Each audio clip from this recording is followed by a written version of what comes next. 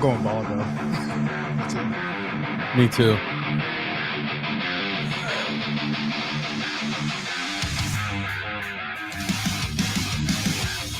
Hello, everybody. Oh man, I've been waiting a long time to say that. It's a Rhino takeover today on the Alter Ego Podcast, episode 137. What's going on? As always, I am joined by my esteemed colleague, your fearless leader, Jack. Jack, how's it going? What's up, baby? Happy birthday, Rhino. I am joined by Black Rhino. Yep. We got Black Rhino still. Hanging out with Wisco Rhino. What's going on, buddy? And of course, we are joined by a new person, That's AB the Conqueror. What up? Shout out to Ant-Man. That's gonna be my nickname now, to Kane. All right, I'm digging it. So, as always, we do this every time with somebody new on the show. We got to hear your top 5 comic book character list. It doesn't have to be in order if you don't want it to be, but if you have a top 5, let's hear it. Ooh, top 5. That's a good one. So I'm gonna start with 5. 5 is Blade. I love Blade. Ooh. He came out swinging. Blade, He came out swinging. list, baby. Hold on. Let's hear it for Blade. Whoa, Blade's never been in anybody's list? No, Oh man, shout out to Blade, man. I'm so excited about his movie coming out. in 2017. This 2077. next year, in 2024. Yeah, you wish. Excited about that. 4. I can't thank you enough for making Blade in your top Oh, man. 5. I love Easiest money I ever got. I love Blade.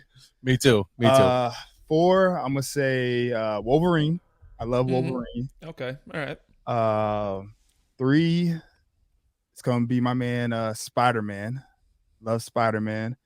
I'm gonna switch it up a little bit. Number 2, Hold on. So we got Blade, Spider-Man. well, Blade, Wolverine. Wolverine, Spider-Man. You just glazed over Wolverine. Wolverine. All right. One of the greatest ever, Wolverine. So Yeah, next. Number 2, I'm back and forth with 1 and 2. Well, 1, I'm not gonna say Black Panther. Black Panther's not top 5 for me. So Okay. I'm gonna say number 2, I'm gonna say Batman.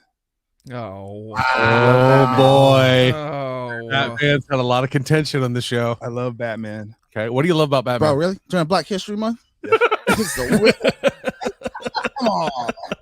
So the reason why I love Batman is he's the most resemble character as a human. And he's a badass, man. I mean, think of it.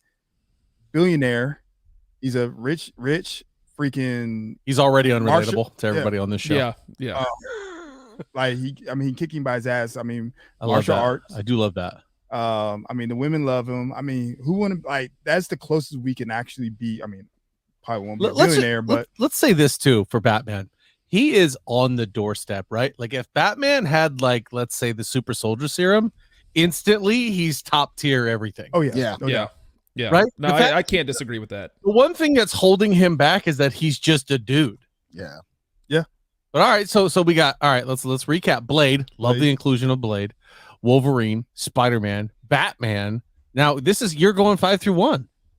Yep. And Oh my goodness! number 1 is Raphael, Ninja Turtles. Let's man. go! Raphael. Oh, okay. All right. He Yes. redeemed himself. He What redeemed a himself good with the pick. Batman. What a good list. What a good Raphael. list. I So- love him. I'm glad that you brought up Blade, by the way, because I've been reading a lot of stories about Blade recently, not just so I can rub it in this one's face over here. Oh, you can rub all the stories that you hear all day long because it's vaporware. Until it's actually It is. out and on It is. screen, That's fair. don't count. All right, that's fair. But I am already telling you right now, I'm thinking of what I'm gonna buy with that crispy dollar.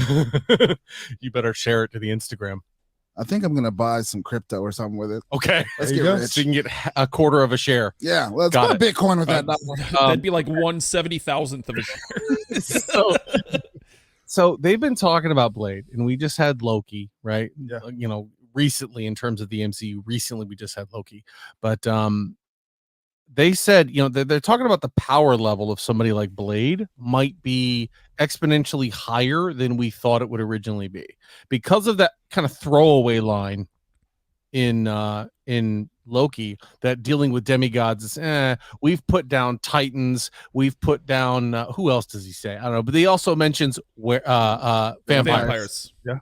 And so they're already dealing with the god of mischief, who to us in the MCU has been such a big deal that, he's not a big deal, but a vampire is a big one. So I don't think he's talking about Blade, though. I think he is. I think he's talking about Dracula. I think he could be talking about Dracula. Yeah. But just that skill set alone, because if he would have said Dracula, he would have said Dracula. Yeah. You know what I mean? Yeah. If he was saying Titans, if he meant Thanos, he would have said Thanos. But yeah, but I don't believe they own the rights to Dracula yet, do they? yeah, there's also been rumors that Anthony Starr has been cast as Dracula, Oh man. which is obviously, if you don't know who Anthony Starr is, he is from the Homelander. Boys, Homelander. Yes, which would be quite the casting, if you ask me. And I do see what you're saying about Blade. I think personally, Blade is so underrated. Like he's way more powerful than he's perceived and looked at. Yeah, My personal opinion through I'd say through the normal person. Nobody really talks about Blade right. and how strong he is. That's 100% true. Because Marvel likes to dumb everybody's power down, but we're not talking about that yet. You know what? That would be a departure from the MCU's MO. You're absolutely right, because they have dumbed down a lot of people. A lot. They've also amped up quite a few people as well, though. Yeah, that had no business. They have who, but so give me an example who you right off the top of your head who has been Captain amped America. other than Ebony Maw, who I thought they put to a crazy level. Captain America was far more OP in the MCU than he ever was in the comics. So they specifically describe his power level in the comics to be the absolute peak of what humankind is possible. Like he could bench press like 1,000 pounds. He could deadlift 1,200 pounds. But in Age of Ultron, the dude's holding onto a car that fell off a bridge. A small car. It's still 3,000 pounds of steel. An SUV. You know my favorite Captain America moment? Did he just dump it out of chute? Yeah. Yeah, or that. Like when he fell 40 stories Yeah. in Washington, D.C. and just landed on a shield. Come on. Okay, so they upped his durability and strength a little bit. I don't think they made Cap super OP, though. No, I guess not OP, but in comparison, it was way higher in the movies than in the comic books. I agree. I think Captain America's still pretty wiry. He's somebody you wouldn't want to really get into it with. But you're right. You're absolutely right. In terms of metahumans and powers and all that, Cap's not really high on the list. But yeah, here's the big question. Would Cap, in any scenario in the MCU, wear something by Geared Hardware, the rugged yet stylish watches that are the perfect accessory for any man that's always on the go, whether it's a board meeting or a bar fight, made with high quality materials and backed up by a lifetime warranty? You can rest assured, and so could Cap, that his Geared Hardware watch will be there for him when he needs it most. And he would probably go to www.gearedhardware.com and use promo code AlterEgo20 to get 20% off his order. I'm just asking. He probably would. Yeah, you're right. Just throw it out of a helicopter and then jump behind it and catch it before it hits the ground. Just because. Easy. Who else? Who else has been given the OP treatment? Well, I mean, if you have Cap, you have to add Winter Soldier in there because they're pretty much the same person. Yeah. But I feel like they kind of tried Winter Soldier a little bit. Like he was OP in what was it, Civil War? Yeah. And then after that, he just he dumbed down. No, you mean in Winter Soldier? Winter Soldier, yeah. OP, yeah. Yeah, Winter Soldier, he was crazy OP. But so the guys that I think they got right, Spider-Man, I think they got dead on. Oh yeah. They got Spider-Man's powers dead on. Thor is dead on. The Hulk is I think Thor is underpowered. Yeah. I think Thor's underpowered. But it would be really hard to show his true strength in anything that they've made so far, though. I mean, when he's all lightning and doing all the other stuff, when he's going across fields, that's kind of it. I think they're building towards that with Thor even now. He literally took the full force of a star. Yeah, he did. That's what it means. Yeah. I mean, I don't know, but overpowered to me, it was Ebony Maw. When I saw what that dude could do, I was like, okay, let's chill. Ebony Maw, of course, being Thanos' little right-hand man, the magic guy who fought Doctor Strange, for those of you who duh, Titania. Jesus, I can't even believe we forgot that one. Titania. The fact that she would mix it up with She-Hulk at all is a joke. Yeah. Yeah, those are good ones. Hulk is definitely underpowered. Yeah. Oh, yeah, for sure. He had his moment in the first Avengers, but that's been about it. Where he punched the Leviathan out of the air. Yep. Yeah, Yeah. that was sick. But after that, I don't feel like still like dumbed him Hulk down. ever got any real No. justice. He The never part got his due diligence. My most annoyed part was when Thanos just beat the shit out of him on the thing. I'm like, nah. Yeah. This is where I was like, I'm about done with Marvel right here. Right Well, oh, no, hold on though. Thanos has always defeated the Hulk. Hulk has never stopped Thanos ever in the comics. Yeah, but there is that comment that He says he wouldn't want to fight him, yeah, but every time he does fight him, he has beaten the brakes off him. I think that's situational Hulk, in my personal opinion. Maybe. Right? Like, I think it's very situational in that particular fight. Yeah, I still just, I mean, I feel like a guy who says I avoid two beings in all of the universe, Yeah. and one of them being the Hulk. Yeah. That's not a guy you just, I beat the shit out of him. Nah, I agree. that's a guy that gives me an ass whooping, and I gotta, think about what I've done for a little while. Yeah. And that just didn't show in the movie. So Yeah, no, I completely agree. I think we're gonna have some of that conversation here today as well, without any spoilers, of course. We got a lot of stuff to talk about. We got some movies and some TV. We'll do our typical first run through, and then pardon everybody for spoilers. But we will be doing a full dedicated spoiler episode for Ant-Man that will be separate from this one. Okay. So keep an eye out for that. So yes, we will talk non-spoilers and then probably spoil it after that with some opinions, but then we'll move on. Okay, so let's get into movies and TV, shall we? Let's do this. Let's do it. I'm about it. I know everyone has been really excited, been a lot of speculation in this room about this particular IP and when it was going to be coming back to the big screen or the little screen. In this case, it'll be the silver screen. You're right. And I owe you $1, Ryan. Barney the dinosaur is coming back. Yes. I said he'd never be back. Have y'all seen how ugly he is? So bad. Oh my god. It's so bad. Barney the dinosaur. What cringe. Why? Why? Why is it a thing? Dude, the age of not being able to come out with original shit has reached children's material. Yeah. All you literally have to do is put a kitten and a puppy on TV, and 3-year-olds will fucking watch it. Well, that's what I was thinking. Like when I have my youngins, I sit and I was like, you know what? There are some shows that were the bane of my existence, even as a child, and I would never let my children watch that. And Barney is at the top of the list. Oh, you're my bestest friend. That's pretty darn good. I know it is. That's I get pretty sick of good. those royalty Lamb checks. Chop Man back in the day, That was actually from Ant-Man. watching Lamb Chops play along or whatever. That's right. That's right. I mean? But Boy, like, Charlie come Horse. on, man. Let's get Captain Planet back in here or something like that. I don't know. Right. Anyway, thank God that's over. This is one that hurts me. This is one that hurts my heart. Hellboy is getting another reboot with a new actor again. Huh? They're already ditching David Harbour, who is the best Hellboy that's ever been in a movie. Well, there's only 2 Hellboys. Yes, he's better than Ron Perlman. It's not really much to go up against. I love Ron. You're great. And I love your movies. But if you're a Hellboy fan and you watch the new Hellboy, you will know that that is the better Hellboy. That's more accurate to the comics. It's darker. People actually die in brutal fashion as they do in Hellboy comics. Now, do they go with somebody else because David Harbour is going to be busy? I hope so. I hope it's not because David Harbour doesn't want to come back. Because No, I'd have to assume it was that MCU schedule that he's finally starting to get. Yeah, I mean, he's got to make. Thank God. He deserves that.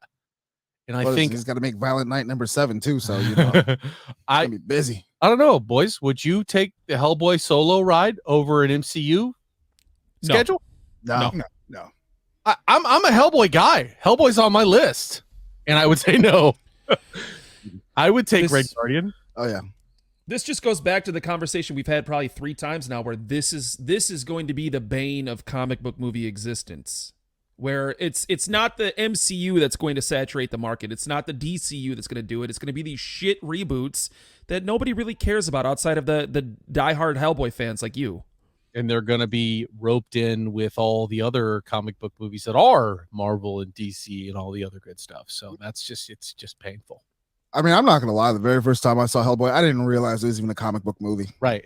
So Yeah, I'm A not lot of gonna people do it. didn't know I didn't know Constantine was a either. comic book movie. I didn't either until I saw the DC at the end, and I started looking into Yep. it. I'm like, oh shit. Yeah. That one I knew. Hellboy, I had no idea. With the Ron Perlman, had no idea it was comic book. Yeah, I didn't either the first time I saw it, and then I saw Dark Horse Comics credited, and I was like, hold on, wait a minute.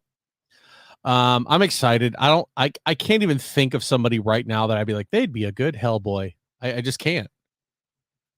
I don't think it's mutually exclusive. It's not like with Hugh Jackman and Wolverine where somebody's Tom gonna be like, Cruise. oh, there you go, Tom Cruise. Tom Cruise, and the main villain's going to be Oprah Winfrey. Oh my God! You know who it's gonna end up being, right? Oh, It's.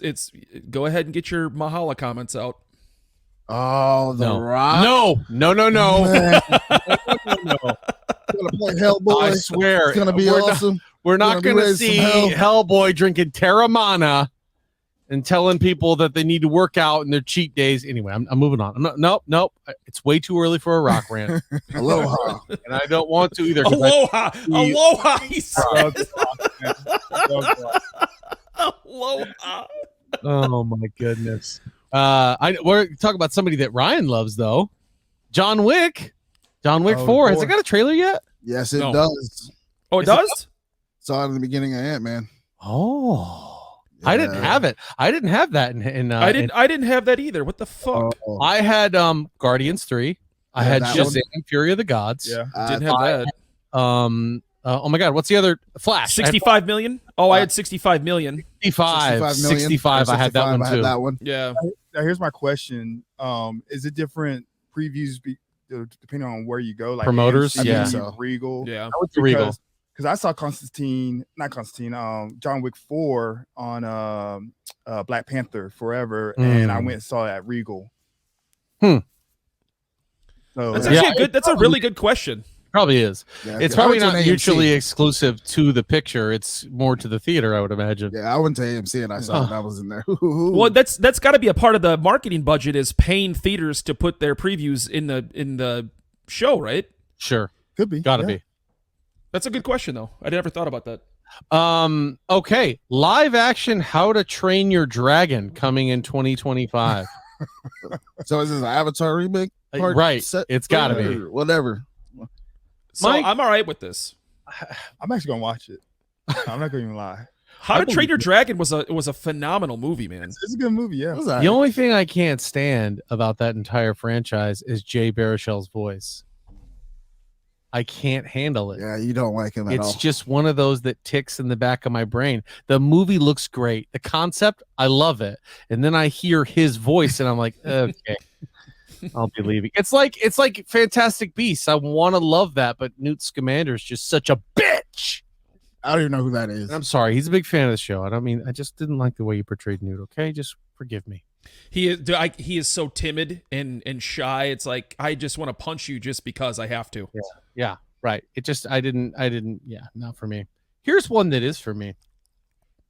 I Am Legend getting a sequel I'm excited. with Will Smith, who, despite your feelings about Will Smith or the fact that Chris Rock's probably the bad guy, you know that guy can act. Yeah. Phenomenal actor. Doesn't matter what you think, that dude is a phenomenal actor. And in this movie, he will be accompanied by none other than Mr. Michael B. Jordan. Nice. The reason why I'm cool with this is because the alternate ending was so much better than the theatrical ending. So much better. Remind me, what happened in either one? So in the alternate ending, Right. he actually finds the cure, but he gives back the woman. So he stole that woman, which was like the other zombie's girlfriend or wife or whatever. Correct. He finds the cure and it works on her, but he actually ends up reinfecting her and giving her back to the main zombie guy, and he lets him go, and he finds a civilization and is pretty much saved. Mm. In And the theatrical version, he just dies. Right. Which I think is better. Well, I'm kidding. I was saying, I I'm remember kidding. died at the end of that I movie. just- I was like, how is there a second one? Right. Well, remember he saved that girl that had the butterfly. Remember his daughter? His daughter said something about watch the butterfly. right. And he turned and saw the butterfly on the girl's maybe lower back. Huh. I mean, during that time, tramp stamp days. So No. The zombie had a tramp stamp? Oh no, the girl that he saved, Oh. that brought the cure to the civilization. Yeah. I'm not gonna lie to you. I don't remember I Am Legend at all. So I remember guys- there's a German Shepherd in there, Yep. and then he shot the sheriff, and he's That is that's the it. That's saddest. That is the saddest Bob part of that Marley. whole movie Yeah. is the When dog. he has to kill that dog. Oh my god. Hey, guys, do me a favor. I'm giving everybody out there in Alter Ego Land a homework assignment.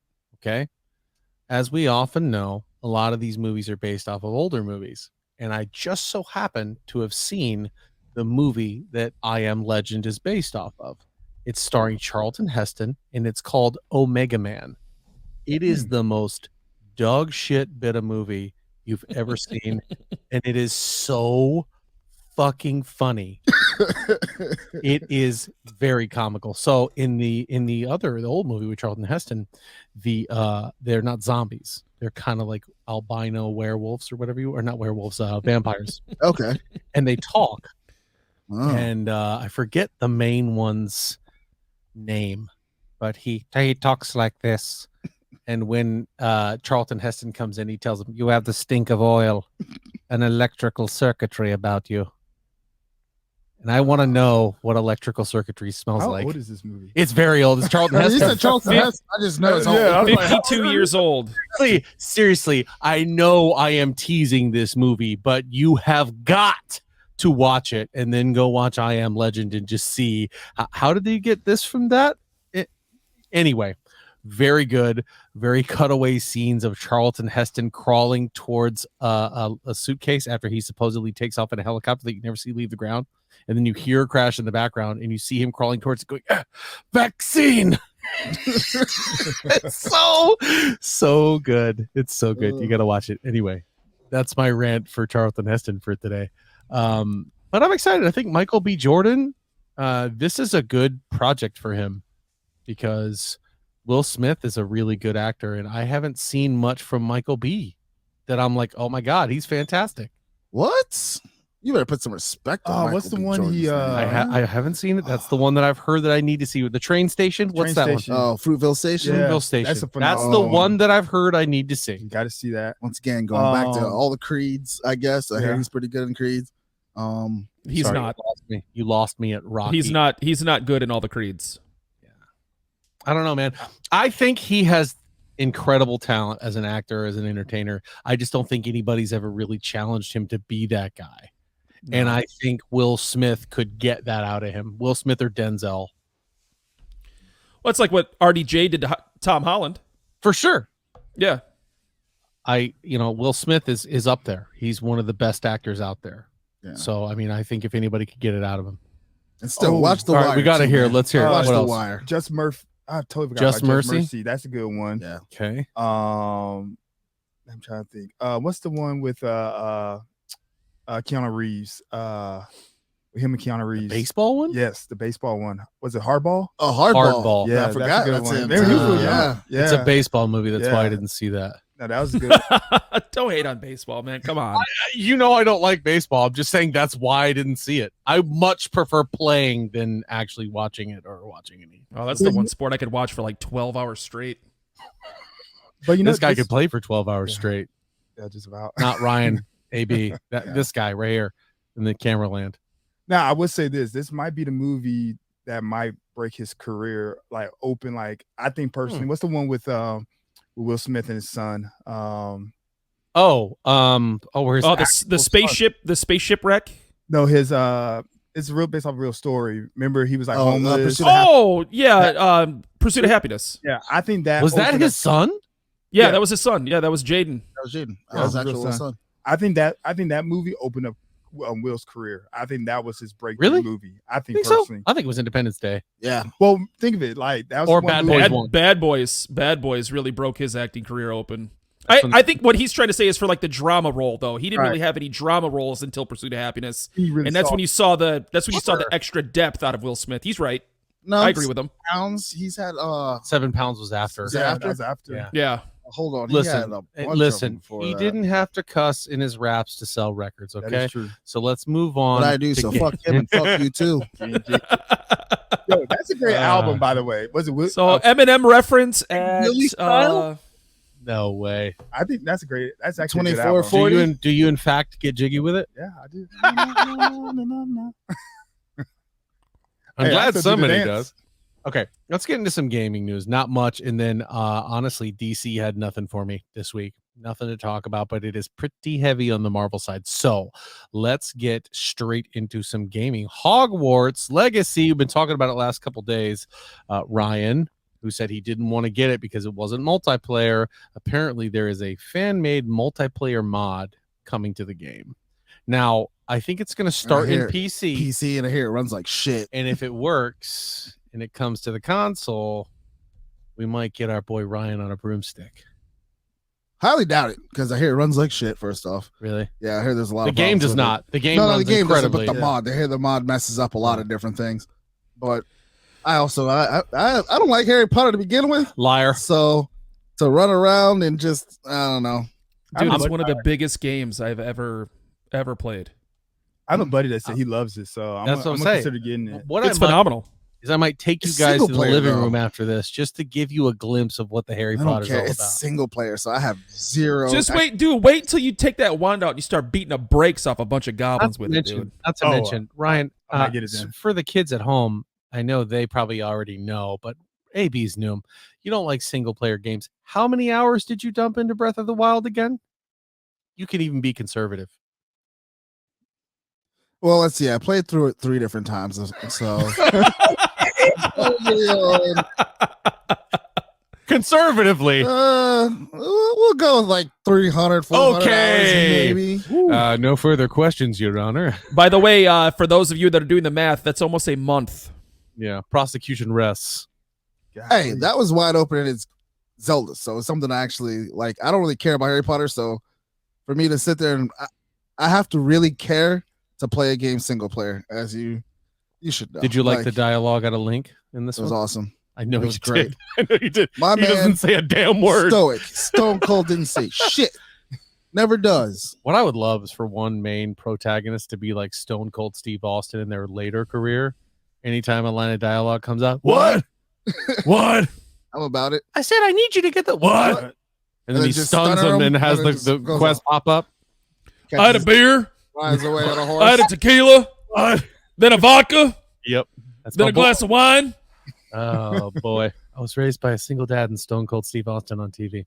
Yes. It's one of my favorite lines. Okay, here's one that we've talked about a little bit before, and I don't know what this particular thing is known for, so maybe somebody could shed some light on it. Sony is acquiring Ballistic Moon Studios. What is Ballistic Moon Studios? Psh, I have no idea. What games do they? Because we've been talking about the studio race for Hit the weeks. Google music, DJ.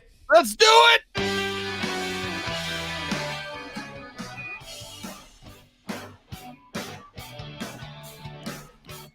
Dot dot dot dot dot dot dot dot dot dot dot. I just want to talk to my idiocy. I went to Google and typed in Google. Here we go. Oh, Games. been a long day. Let's hear it. They don't even have any games on their Yeah, Website. on the website. website. So is it just a what is going on here?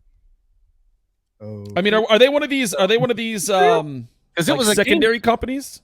It gotta be. I have no idea. I don't know why they would even be a thing. Ballistic Capture is something that came up, and that's not even related to the game. Oh, okay. So Ballistic Capture, maybe I don't know. Sony, what are you doing? Sony, what are you doing? I don't know. Apparently, they make I don't games know. on PC, but I still can't find what. I can tell you this right now: the FCC better be investigating this acquisition. They had better send Johnny Cochran's ghost over to the front door of Sony Studios. That's all I'm saying. I don't want to hear. I can't find one single game. not one game either. Jesus. And so he's Googling it over here, and the image that pops up is Hold PlayStation, Sony, and their logo. So what? I'd love to know what they're known for. Anyway, let's take a break, and we will maybe have found that during the break, found out what in the world Ballistic Moon Studios is. But then we're getting into Marvel and Ant-Man and the Wasp Quantumania. So see you on the other side of this. And we're back, ladies and gentlemen. We did not find anything out about Ballistic Moon Studios. RIP. Sorry. But let's get into Marvel, shall we? So everybody here at the table has had a chance to see Ant-Man, correct? Correct. Yep. All right, we're getting into that. But first, we got some Feige news. So I saw this. I don't know how credible it was, but did they say that Holland has signed a 3-year deal? I saw it was 4. 4-year deal. 4-year. For a little dull. 4-year-old deal.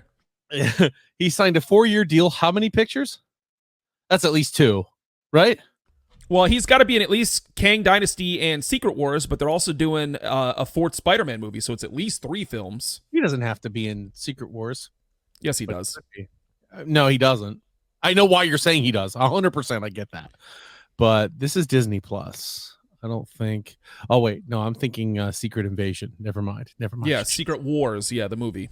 Feige has come on and confirmed that Deadpool 3 is in fact rated R. We've talked about this. There is no way that you can do a proper Deadpool without it being rated R. For it to be a Deadpool movie, I think there has to be a little bit of dismemberment. Absolutely. Yeah. There has to be swearing. Yeah. 100%. Fourth Jokes wall about break, genitals. Yep. easily. And tacos, right? I mean, that's Chimichangas to be precise. chimichangas. Any sort of Mexican cuisine, right? Yeah. So I mean, you can't have those things. I mean, I actually sounds like I'm describing Desperado. Honestly, too, he's got a shirt cocking again too. At least He does. He's got a shirt cocking it. There he is. Look at the little fella. Just shirt cocking. Just straight shirt cocking it. They also announced Emma Corbin is cast as the Deadpool 3 villain. Now, I was unfamiliar with this actress, I have no idea who she is. but she has signed on to be the main villain. Do we think she has some sort of aspects of time about her? She's got to, right? Like, right? I don't know. I don't think so. She doesn't Emma necessarily have to have a time aspect. She could just be a villain that Deadpool finds along the way, and all of a sudden she gets ripped into the time warp with him. Let's do the time warp again. This has got to be somebody who's either a wholly new character, which I doubt they would do, or somebody who has touched both Wolverine and Deadpool. And the only lady that I can think of is Lady Deathstroke. Oh, real quick, I apologize. She played Princess Diana. Yeah, she's in the Crown. She in the Crown she played Princess Diana. So that's her. That's one of her big roles. Is that Weird that I didn't see The Crown. I would say the first 2 seasons. Agree with me. I mean, correct me if I'm wrong. I mean, we know what happens. Yeah, the first 2 seasons, I think it starts. Spoiler alert. Season 3 and 4 gets good. It's like Titanic. How did Titanic end? Well, what do you think about ice? Does your fridge do the cubed or the crushed ice? there was a door that they floated on. And apparently work on Spider-Man 4 has already begun. Nice. That is from Mr. Feige himself. And he admitted there were just too many shows going for Disney Plus. Yes. Something that I think we all knew, right? Yep. Finally, they've cut back that how many they're releasing this year too. Right. The only shows being released in 2023, which to me, and I think everybody here feels as a net positive, is Loki 2 and Secret Wars with Samuel Jackson. Those are the only 2 TV shows coming out in 2023. Yeah. Honestly, I'm not even a big fan of Loki like everyone else was. So Really? Have you seen the whole series? yeah, I watched the whole thing. It just didn't do it for me. It's the best show that they've done so far. I agree. Yeah, I agree. it is. I feel it's the best show they've done so far, followed so closely by WandaVision. WandaVision to me was exceptional. So yeah, that's so go She-Hulk and then Winter Soldier. I love She-Hulk. I loved She-Hulk go too. those 2 before. I don't want to see Winter her. Soldier was good. It was. When It took a little longer than I'd like to develop to get to where we wanted to go. It was but slow, I but liked yeah. it. And I think it was deserved to get us a new Captain America, right? Yeah. I don't think they would have been able to just throw Right. Falcon into it in the next movie with him and the shield, it'd be like, oh, okay, well, he had no trials or tribulations with taking the shield or taking the mantle of Cap, and we saw that in the series, how he didn't want it and refused it and then reluctantly took it. So I thought it was good character development for him. I have not disliked a Marvel show yet for the comics.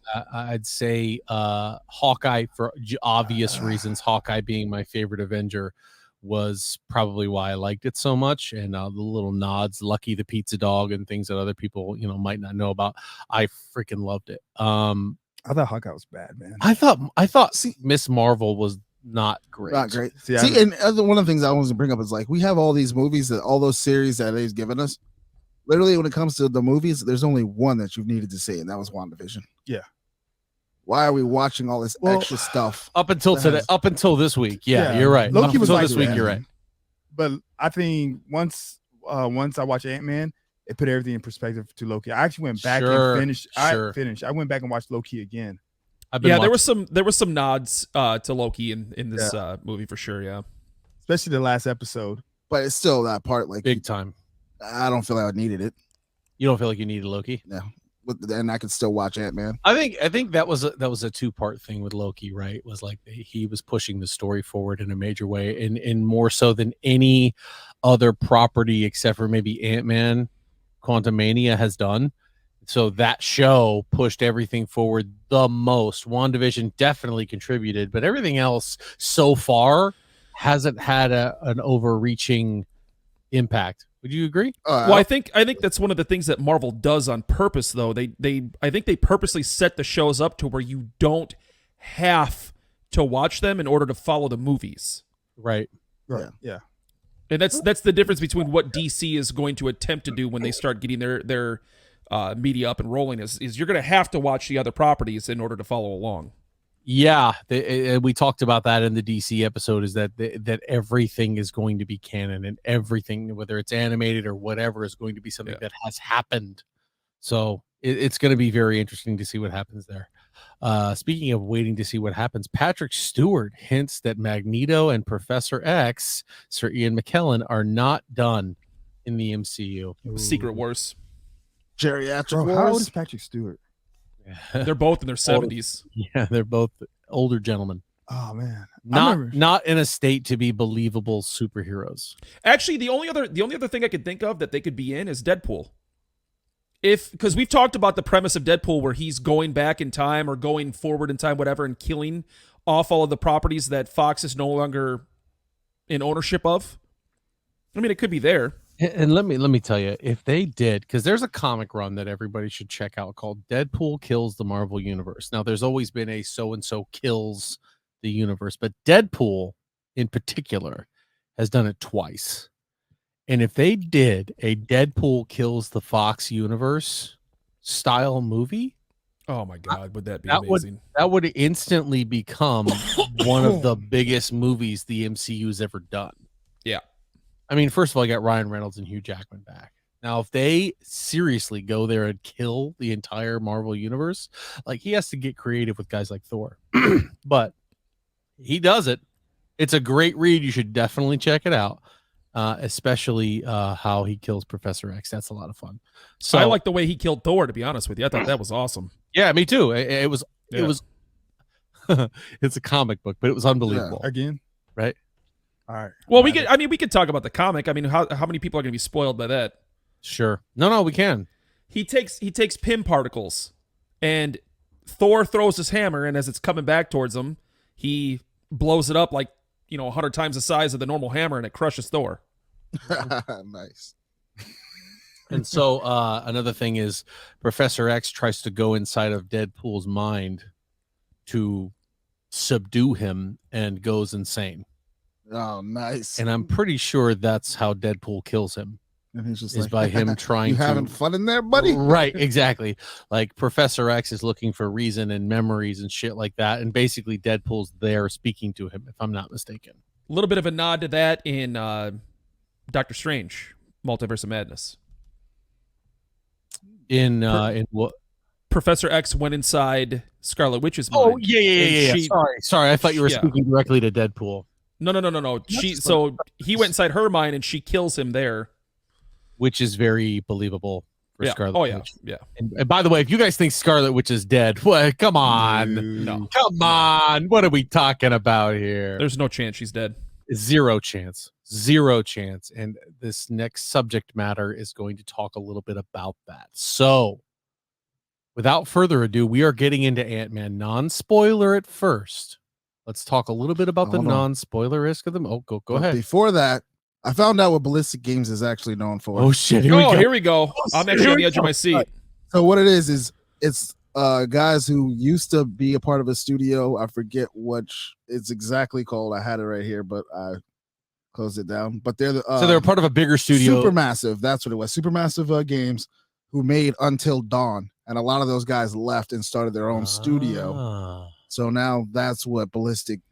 So have they not made anything? So they technically haven't made anything yet.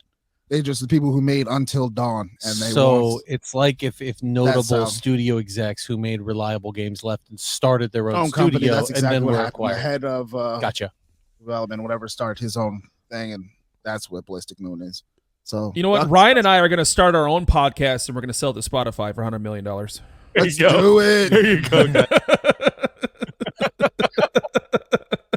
Black and White Rhino Show. Yeah. Love it.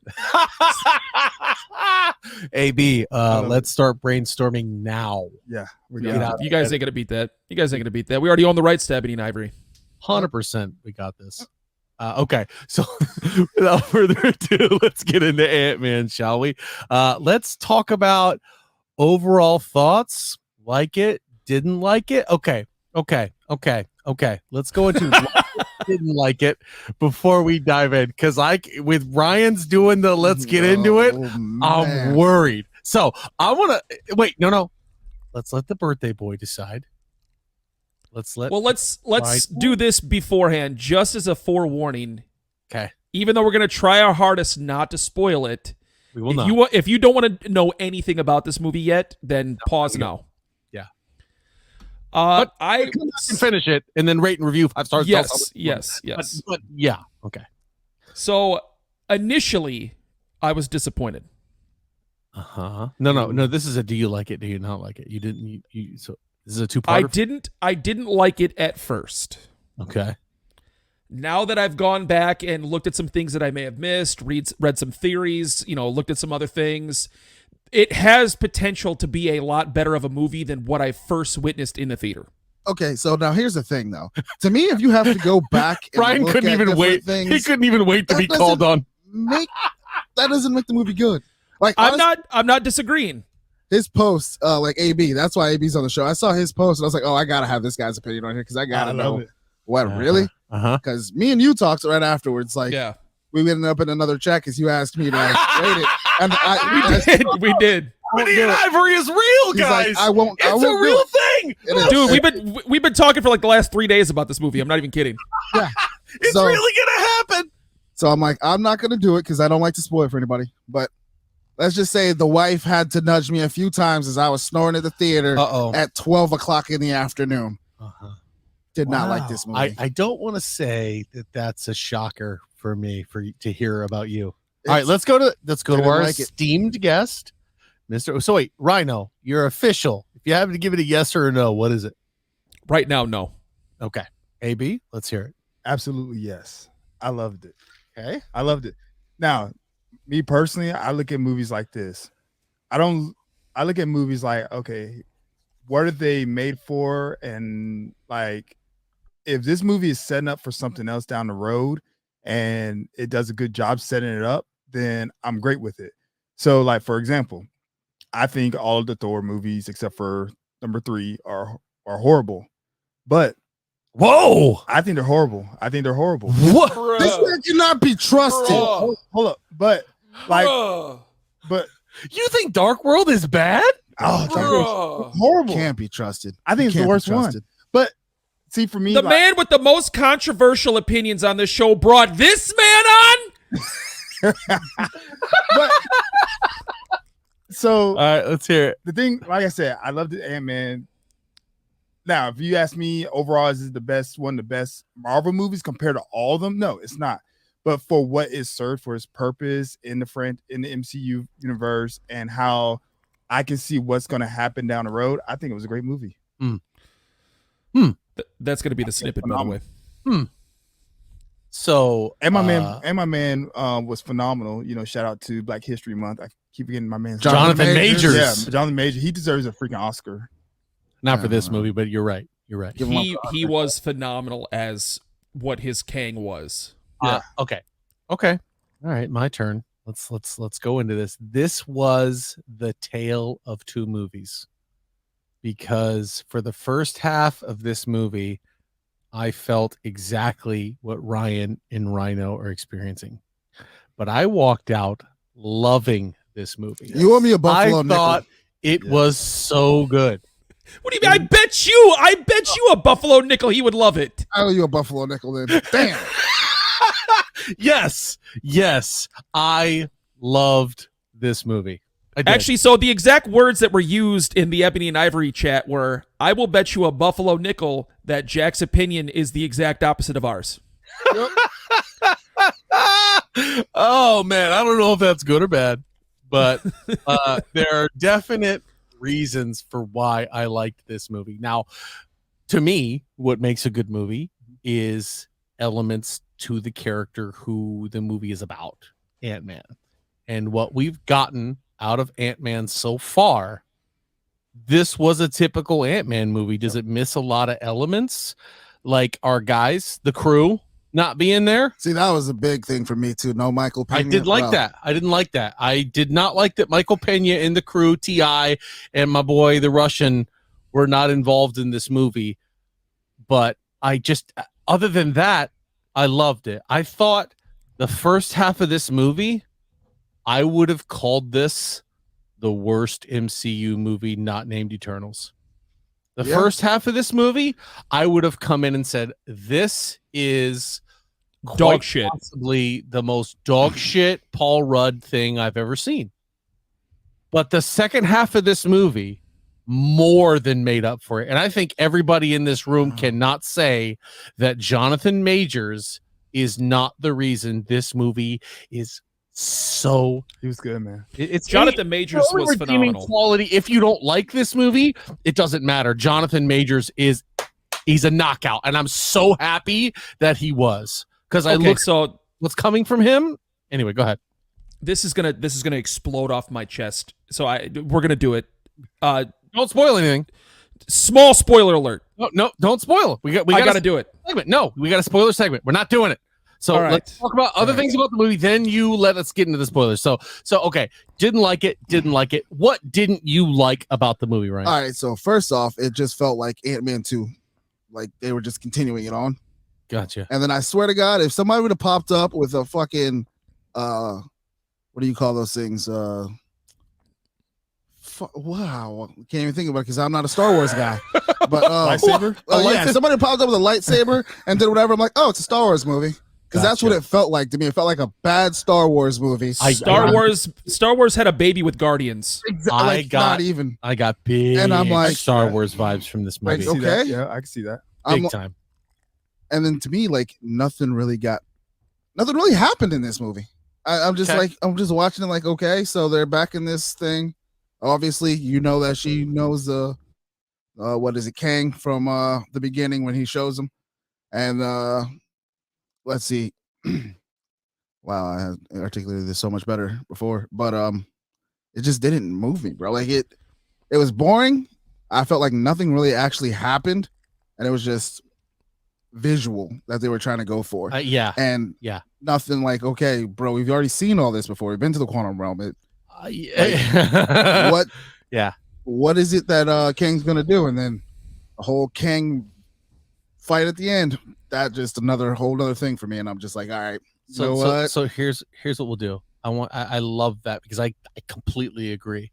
Let's go to AB, then we'll go to me, and then we'll let Rhino kick off the spoiler because I know he's incapable of not spoiling. Because I think I know what he's going to talk about, and my wife felt the same way. Let's go, AB. What you got? You're 100% right.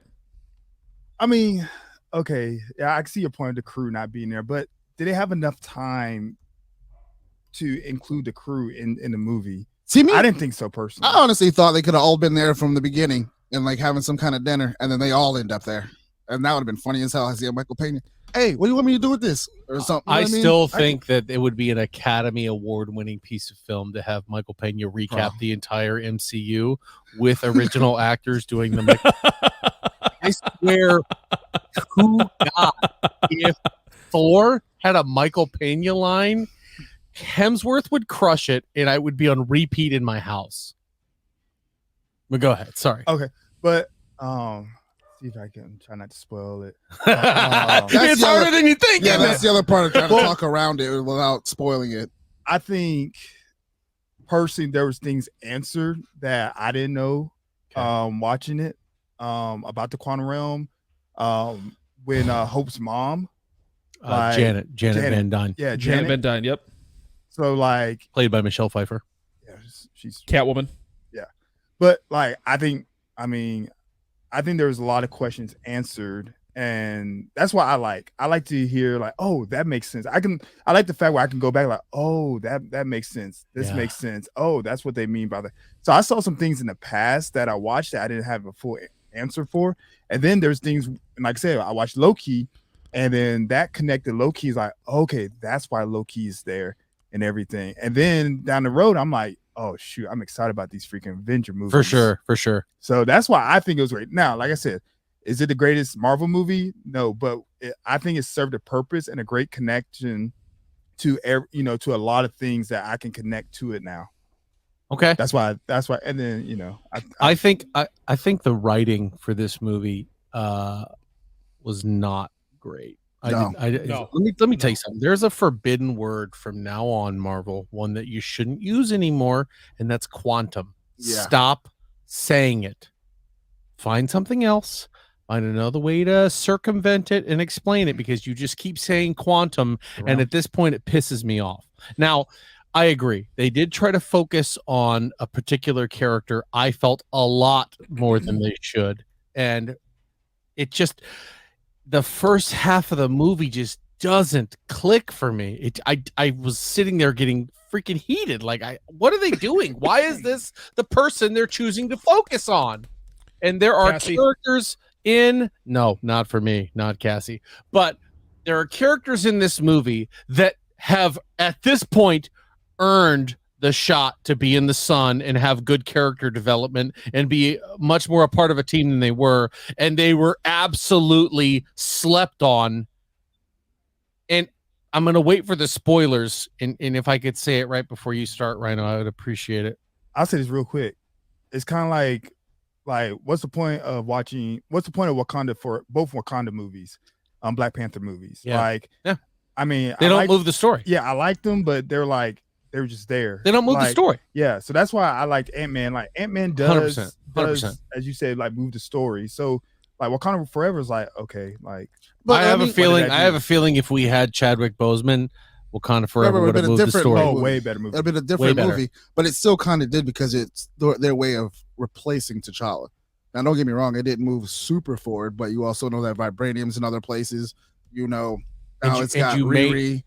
You know what I mean? You meet Ironheart, so. But you may not think it either, but T'Challa is such a major set piece, not only in comics, but in the MCU. He was such a focal point, like you try to look at the MCU when you think of players, and T'Challa is up there, to me at least, with with Thor, with anybody that you can name in this MCU. T'Challa is an equal. He's right up there. So losing him really hurt Wakanda Forever. But anyway. And I was also going to say, in the first Black Panther too, I mean, bro, they ended up in Wakanda in Infinity War. Yeah. That's a major part of the whole thing. Yeah. Well, T'Challa is another continent's version of Captain America. Yeah. That's exactly what he is. I mean, he's that important to the continent of Africa in the comics as Captain America is to North America. I mean, he's that big of a player. Now, I would say this. I think they use Wakanda Forever as a reset button. Yeah. I think maybe I think they're going to hit the reset button on. They use that as like a reset button, because especially at the end of Wakanda Forever. I hope everybody's seen Wakanda Forever by this time. But yeah. All right. Well, let's get into spoiler territory. Let's do it. Let's do this before we start with Rhino, ladies and gentlemen. If this is your stopping point, if you don't want to hear about Ant-Man, which would be weird if you clicked on episode 137 and didn't want to hear about Ant-Man, because it's definitely about Ant-Man. Now is the train is about to leave the station. We are about to get into spoiler territory for Ant-Man and the Wasp Quantumania. So if you're leaving, see ya. If you're not leaving, strap in, baby. Here we go. By the way, the character I'm talking about that got no fucking respect, no love, no nothing. Hope Van Dyne. Hope Van Dyne. What in the were you doing with that character in this movie? Here we go. Okay, let me get my assistant ready. Nice. I want you to take this note down, address it to the LAPD. I want charges brought up on whoever the fuck thought it'd be a good idea to absolutely ruin MODOK. Yes. That is the biggest embarrassment that the MCU has had for a villain since they came out with Iron Man 1. They completely ruined that character. You didn't like Ironmonger? No. What I'm saying is, like, throughout the whole history of the MCU. Okay. They completely turned him into a fucking joke. My name's Darren, and I'm not a dick. That's not MODOK. That is not MODOK. Okay. My wife hated the CGI on that shit. He was a completely pointless character. The dude is literally, he's got the word kill in his name. Who did he kill? In that whole movie, who did he kill? All off-screen kills. Yeah, I was saying nobody's. Oh, did he have all off-page kills in the comics? Yeah, he killed my patience to watch that movie. Okay. So here's my only thing for MODOK. I felt like that was a very unique way to introduce a character that otherwise in the common MCU has no business existing, especially because they like to base a lot of their properties in reality. Was he goofy? Yeah. Did I like the fact that he was Darren Cross and not, what's his real name? I know who you're talking about. I can't think of his name either. He's a notable Hydra scientist. Yeah. I thought, okay, this is clever. If this is the way that I get MODOK, sure. Is MODOK somebody, let me ask you this, was he ever going to be a legitimate threat in the MCU? He could have been a bigger threat. To who? Not with what they gave us. He could have been a bigger threat. To who? To anybody they want him to be a threat to. I'm just saying, I don't think he belongs. I think he's so larger than life. And the more I looked at it and the more I thought of it, I hated the idea because the rumor of Darren Cross being MODOK was out there. I know you hated it. You hated it when we talked about it. I hated the shit out of it. I was like, that is so stupid. Don't make Yellow Jacket MODOK. And then when I saw it, I was like, oh my God, this is the only way. If you're going to introduce MODOK, it's the only way it works. And there's no other Charlton? Tarleton. George Tarleton. Thank you. That's the original MODOK, by the way. He's a Hydra scientist, and he's a bad dude. And he is a great second-level villain. MODOK has never, ever done anything notable for the MCU in terms of overall story arc, other than, in my opinion, be a gimmick and a super cool, visually cool villain. Am I wrong? It's...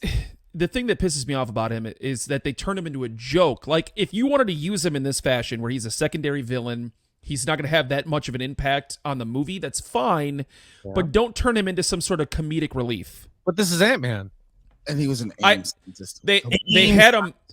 Advanced idea mechanics. Yep. AIM. They had plenty of comedic relief with Paul Rudd. Okay. And a little bit with Michael Douglas, and, you know, that's fine.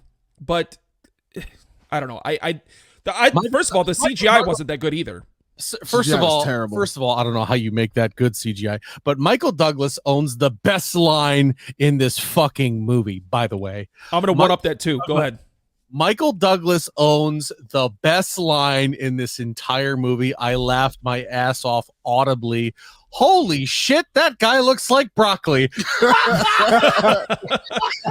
When he said that, I was like, that's the greatest line I think I've heard in the MCU. I didn't bust that line. So I'm going to tell you this too. His scene at the end with the fight with Kang, where all the ants show up and then Michael Douglas is just strolling through. That's the baddest scene in the whole movie.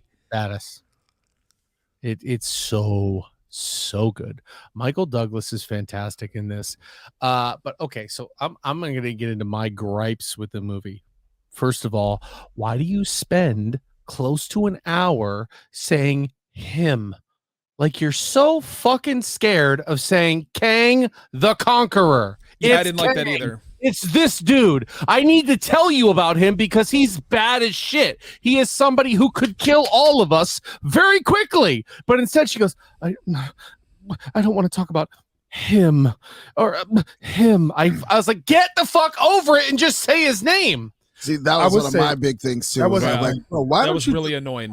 come out with it? Because like you've been there for that long. As soon as like when you turn the thing on, you already knew what was happening. Yeah. And then you figure it out, and you're like, you get there, and she's still dodging his. Why, bro? You're in the quantum realm right now. Yeah, you're in what's happening. You're in his backyard. Yeah. It's That was like you just run and hide in Utah. Like, they're in the quantum realm with him, so just get the story out of your mouth. Here's the thing, too. She's like, I miss you, Jelly Bean. This is the greatest thing. You guys have been outside of the quantum realm for a long time now. Why did you never find it prudent to sit down your daughter, who's the big focal point? Even Kang walks up and goes, you must be Hope, because they talk about you so fucking much. Why wouldn't you go and say, hey, by the way, I'm so glad we got out of the quantum realm. Here is exactly why I'm so glad we got out of there. Yeah. And you would say something, because if they ended up going there by accident or messing with something again, this guy's a potential threat. The biggest problem with that is her son-in-law or future son-in-law is a fucking Avenger. Yeah. What team would you want on your side if something ever happened with that dude? Is the Avengers. That's why I think Janet Van Dyne, and I said this, that was my worry about this movie, is that she was going to be overly focused on when she did not need to be. Yeah, you're right. That was something that I was like, oh, please, God, don't do this, and have her be ultra vague for most of the movie. And like, it would have been a better movie to have him be an ever-present threat and something that people are aware of going into it, as opposed to worrying about him for half the movie. Well, see, I think that's what kind of made it annoying, is everybody else knew about him but the people that were with her, except for the important people. Yeah, so like everybody else is treating it some type of way, and they're just like. But why? See, my thing is like, why you're obviously trying to get out of the quantum realm, right? They don't want to stay there. Goal number one. Why would you hide this man from them then? Because if you don't tell him that they're going to go do something stupid and flashy, and then he's going to be there. Yeah. Why not say, hey, by the way, we can't do this because Kang the fucking Conqueror's here. And the reason we call him the Conqueror is like that was my biggest problem with the movie. Now, my entire perspective changed on this entire movie when Jonathan Majors showed up on screen in a meaningful way. So that dude commanded this movie. The reason I love this movie is because of him, and solely because of him. See, I'm one of those people. I love a good actor, but I don't think anybody could outact this dog shit movie. To me, to me, it's just trash. Like, the movie was horrible. Now, I get your Star Wars references. That's one thing that the MCU has never, in my opinion, other than maybe in Guardians of the Galaxy, done well, is introduce a diverse populace to the audience and make them meaningful in any way. Now, the Resistance folks, I didn't care about them. Nope.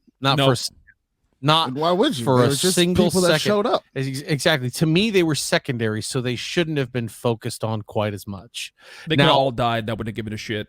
Now, people who so when I said the character that I felt got more development than they should have, Rhino said Cassie. I get why you say that, but I get why they used her, because Janet Van Dyne, at the end of the day, she's not going to do shit in the grand overall calculus of the multiverse, as Stephen Strange would say. She's not going to do anything. She's not going to change anything for anybody. She's not starring in any movies down the road. Cassie, however, could be a young Avenger tomorrow. Yeah. And she's you're not wrong.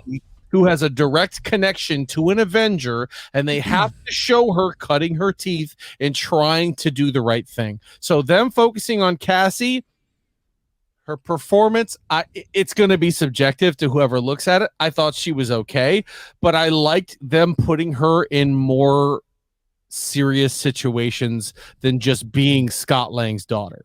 Well, are we going to talk about the infidelity between Hank and Janet? That was hilarious, dude. It was That I have needs line killed me, dude.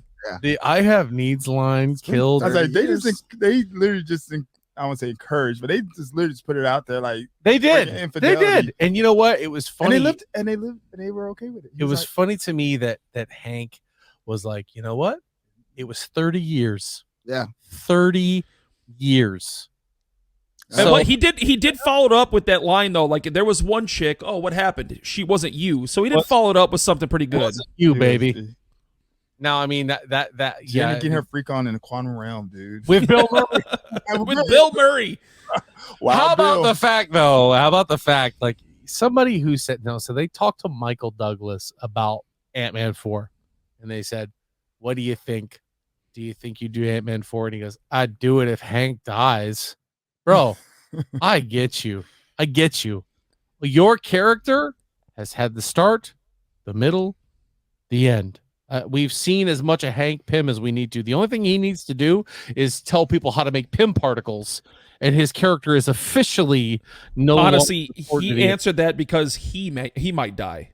So that's probably why he answered that way. I mean, he has the best moments, I feel, in this movie. Yeah, 100%. That's not owned by Jonathan Majors. Now, I feel like Jonathan Majors showed us why he's going to be the villain of the next big arc, if you will. There's a lot of people in my kids, when we got done watching it, all they could talk about for the next hour was, "Oh, you think Thanos could beat up Kang? You think Kang could beat up Thanos?" Like, that Ant-Man beat up Kang, so well, yeah. Ant-Man did not beat up Kang in any sense of the word. No, Kang beat the brakes off of Ant-Man without any kind of hesitation. The one thing I'll say about Jonathan Majors, which was it was the one of the few bright moments of this movie, he put more emotion into being a villain than probably any villain that we've seen so far in the MCU start to finish. Period. Yeah. Period. Yeah. There were moments of him that I was like so unbelievably impressed by. Like they were talking just about an uprising, and Jonathan Majors turns and he's crying. And I was like, oh shit. Like the amount of emotion that he was able to put into this character, I was like, oh boy, the MCU has a masterclass getting put on right now by Jonathan Majors. And it was not even an important line. It was about getting out or his variants or how many rebellions he's pushed down. And he turns and there is a big ass tear coming down his cheek. And he's still going, yep, kill all of them. Kill all of them. You can see so much depth to this Kang character, and he is, as why I said before, the sole reason I absolutely love this movie is because Kang was introduced in a big way, in a meaningful way, and at the end, we all know he's sucked into the bomb thing, and it is appeared that he's killed. No fucking shot. Absolutely no way. There's no way that's where my theory comes into play that I talked to you about earlier. We'll get into that. Yeah, we'll absolutely get into that. But I think that Kang and the way that they handled it after that, I thought was masterful as well. For Ant-Man to be going about his business and giving you that narration and him saying, "Well, Kang said that there was oh shit, there was worse shit coming, and it was him." And oh fuck, he's dead though. He's dead. Wait, is he fucking dead? Because I don't think he's dead. Like the doubt that they throw at you in the audience of this Avenger, I did like that part. to be looking. That was good. That was good. Yeah, and saying, "I got him. Fuck. Oh no, shit. I don't know if I did win."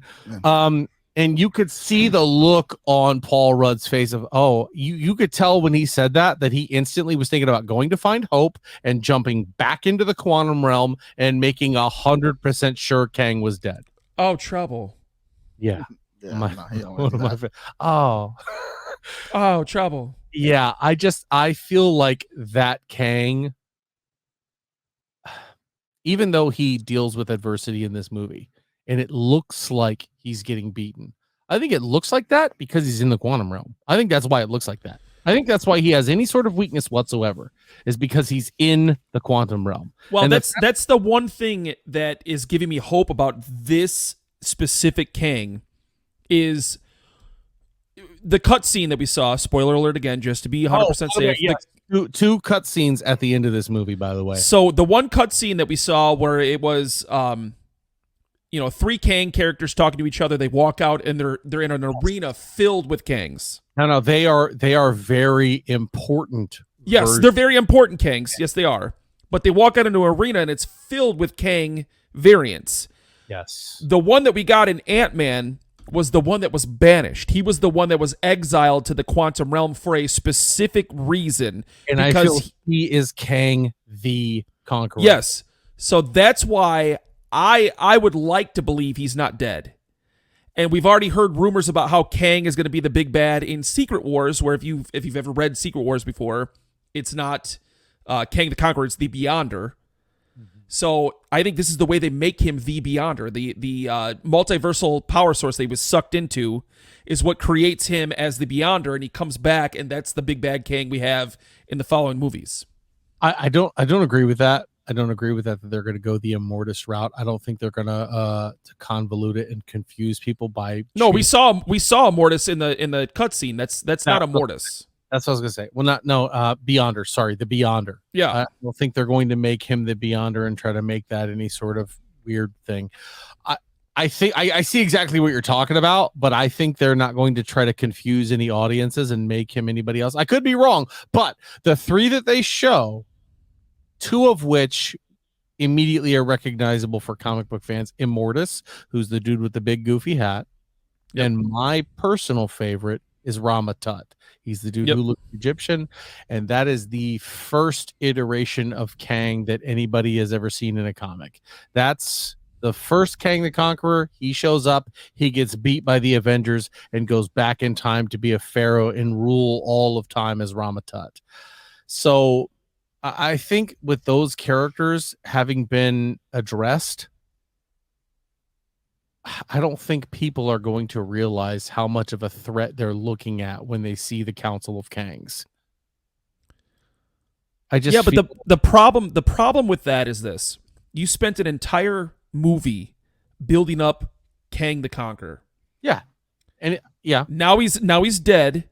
What's the next? Close. Well, but I just go with me for a second. Go with me for a second. All right. Now he's dead. What's the next thing that's coming out that's going to build up another Kang? Other than maybe Loki, what's the next movie that comes out that's going to build up another Kang? So, so where does Kang make his re-entrance? Yes, yeah. So if they're gonna make one of the other, the Council of the Kangs, or they make one of them the bad guy, where does he make his debut before the Kang Dynasty movie? The Marvels. I think he reemerges in the Marvels. But do you have those people who you're just seeing for the first time on screen? Are they going to be fighting that Kang? I don't think so. Oh, that Kang, no. That Kang doesn't show back up till Kang Dynasty. I mean, or even a Kang to begin with. I think you see other people running into certain versions of Kang, and I think we get a Kang dump in Loki season 2. But we get another Kang for sure in season 2. Yeah, we do. I think you see them interacting with Kangs a lot, and I think people see Kangs getting killed by Kang the Conqueror, and realizing that the person they've been struggling to beat the entire movie or the entire show isn't even the worst version of him. So are you saying that we don't get the actual Kang the Conqueror until Kang Dynasty? Now, we didn't get Thanos in any meaningful way until Infinity War. But the problem with that is you knew Thanos was the big bad because he made appearances in other movies, so you knew that's what everything was building up towards. Right now, we don't have that guy. I think we don't have that person that they're building up to. I think that line of, is he really dead, and he's threatening the overall multiverse, I think Kang is still the guy that they're setting up as the big bad. Now, is he set up in the same way that Thanos did, where you knew it was one guy and what his goal was? I think that makes Kang a little bit more menacing, a little bit more threatening, and the fact that there's so many variants of this incredibly powerful individual, whereas with Thanos, you knew it was Thanos. You knew he was coming. You knew what his goal was. You knew what he was capable of. This Kang, there's thousands of versions of him equally as powerful as the last, and whereas their biggest enemy in Kang is them threatening themselves, because Kang says it himself, you're an Avenger, have I killed you before? And he couldn't have picked a better throwaway in his memory Avenger than Thor. He goes, are you the one with the hammer? He doesn't even remember Thor's fucking name. It's been so many Avengers that have died that all he remembers about Thor, the god of thunder, Odin's son, the fucking king of Asgard, is that he had a hammer. See, and that's one of the things I think kind of, I don't know, gets me about Kang, is because he makes that remark, but then he loses in the way he lost. I think that's because he's in the quantum realm. See, I mean, that may be too, but at the same time too, even you're talking about Thanos, we saw him and we kept seeing Thanos get stronger and stronger and stronger, building up to what you knew it was going to be when he got that last piece of the Infinity Gauntlet. Okay. With these Kangs right now, you're not seeing anything. Okay. You're just seeing a Kang, and we haven't seen. We're down 2 Kangs right now. By the way, we've seen 2 Kangs in their introduction get killed. Okay, that's kind of my thing too. Is like it's just, to me, I don't see him being that big of a bad. I mean, I know he is. I just don't know how they pull this off and make me care. Okay, so why is Thanos a threat? Because he's coming for the Infinity Stones. Infinity Stones. What do the Infinity Stones do? Give him power over whatever it is that he grabs. To snap. Exactly. Snap everybody away.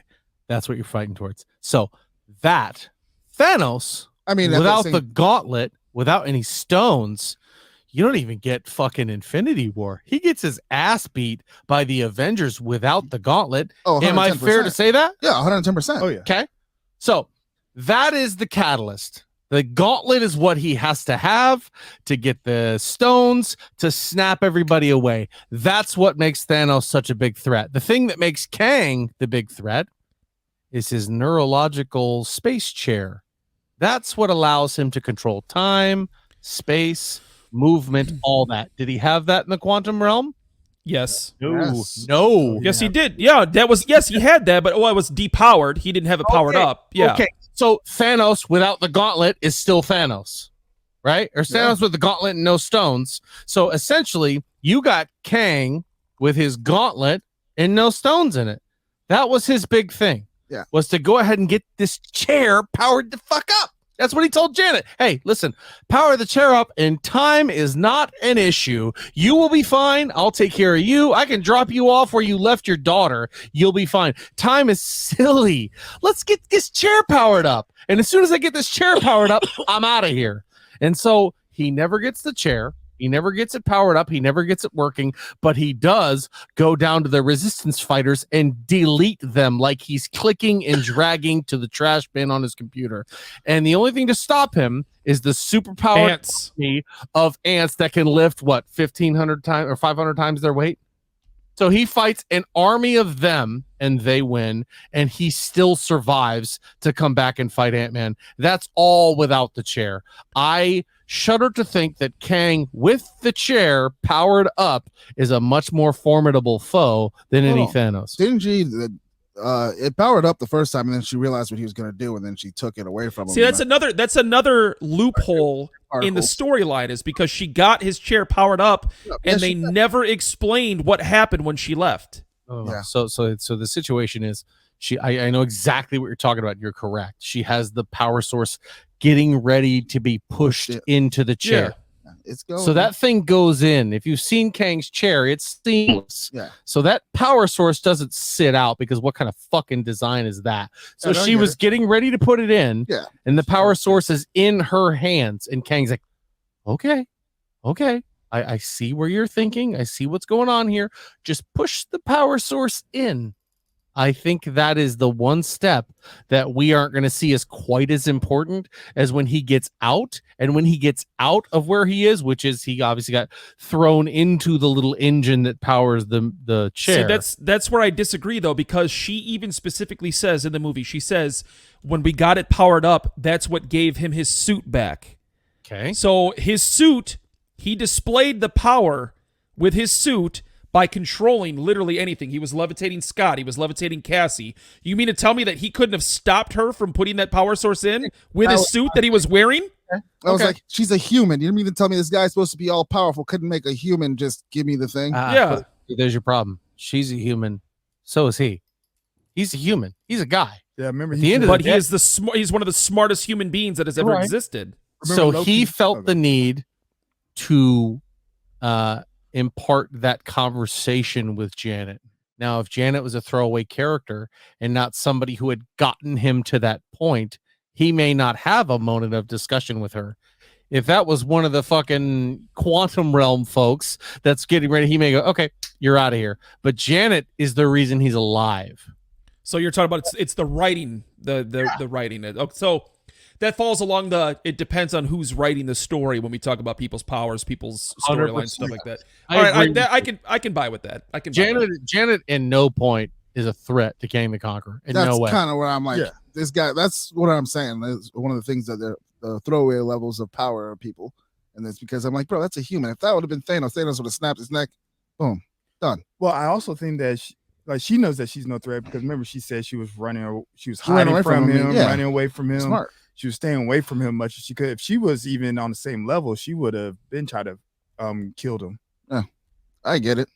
Yeah, but I still feel like I don't know, something about Thanos just fine, I'll do it myself, and then him just seeing more and more go in there. I'm like, yo, can't wait.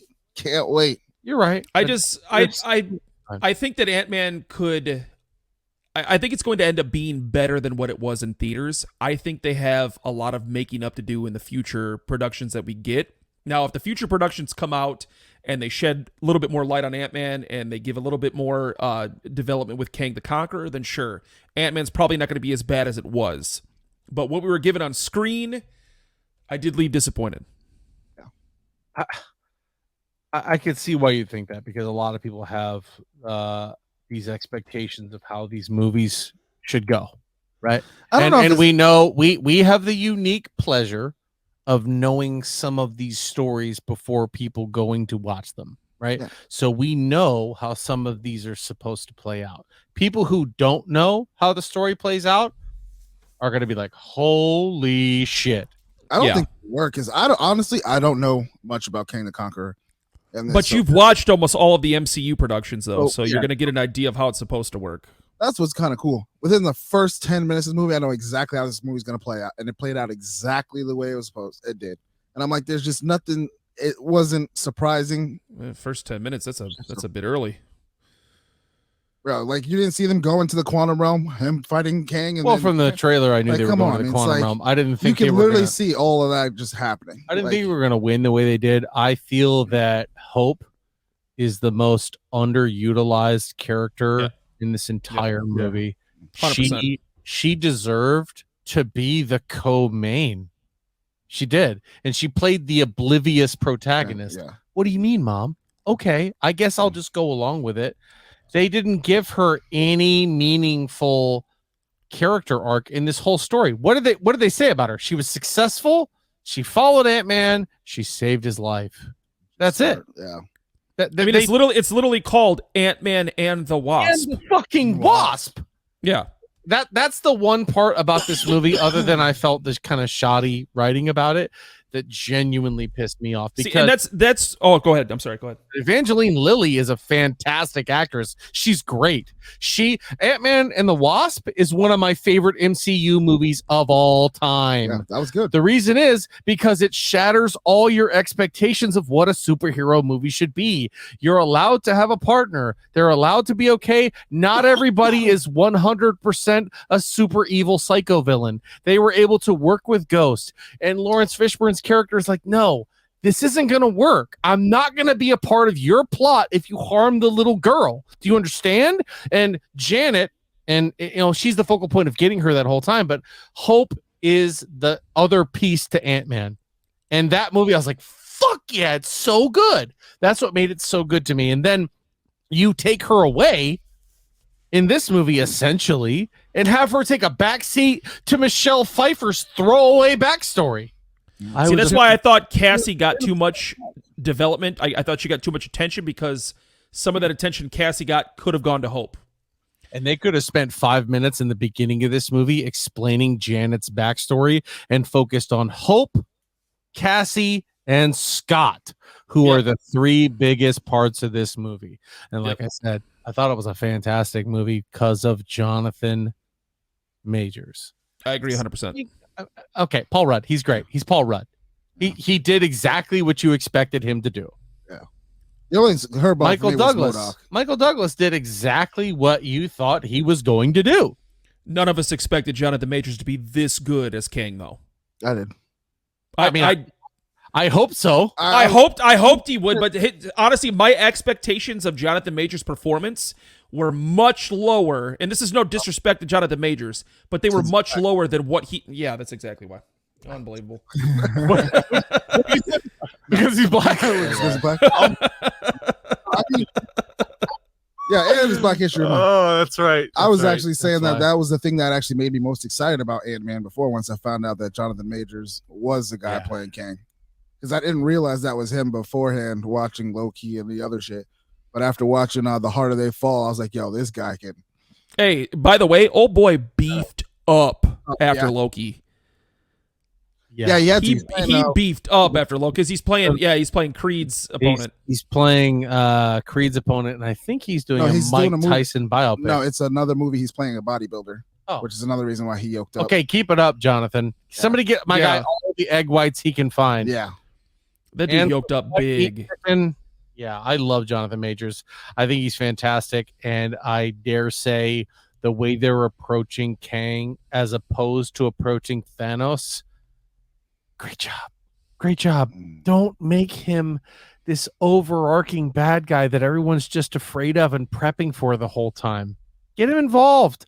Don't make him this guy. Don't do the Thanos blueprint for every single guy because everybody's going to see it.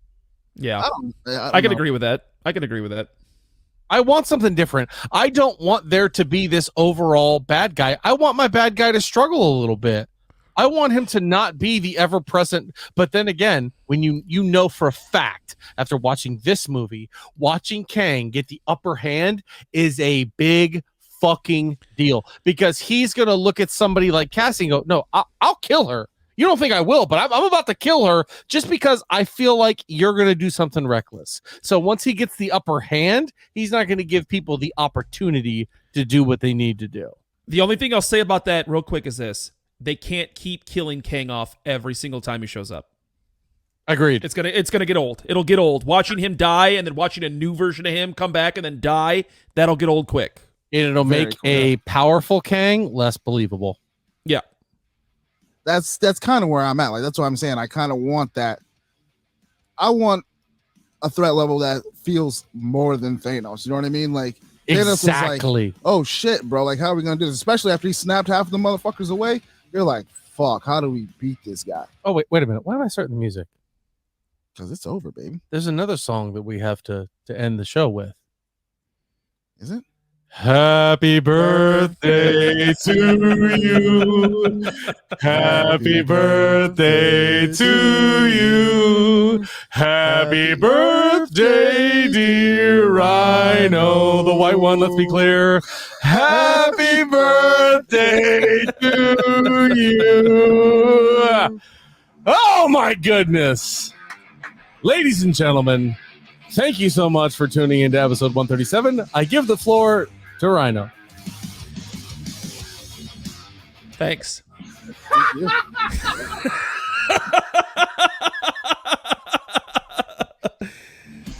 Ladies and gentlemen, thank you for everything. Thank you for watching. Have a great Monday. And or listening. Thanks for listening. I'm going to have to try to track down a Buffalo nickel, but I got you, though. If you find a Buffalo nickel, I'll take it. See what I can do. I have a $2 bill. Go see Ant-Man and the Wasp Quantumania. Go see it. Go see it for sure. Already. Go see it. Great movie. If you're me or AB, Hey, I'm just telling you right now. Wait till that shit come out on Disney Plus, bro. Yeah. Don't do that. Huge shout out and thank you to Mr. AB, the Conqueror, for showing up and being a part of the Alter Ego podcast. It's your first time. We hope it's not your last. Thanks for having me. I enjoyed it. We'll see you guys around the way. Makes any more crazy posts, we'll bring them on. If it makes any more crazy posts, we'll bring them on here. Crazy I post. saw the Ant-Man and the fire emojis. I was like, oh, he's coming on the show. What is that?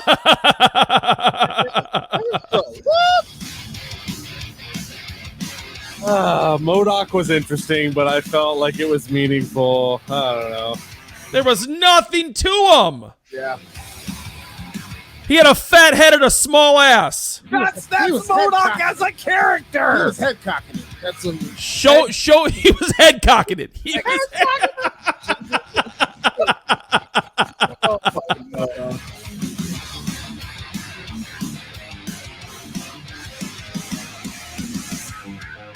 Oh, we haven't finished the song in a long time. See ya.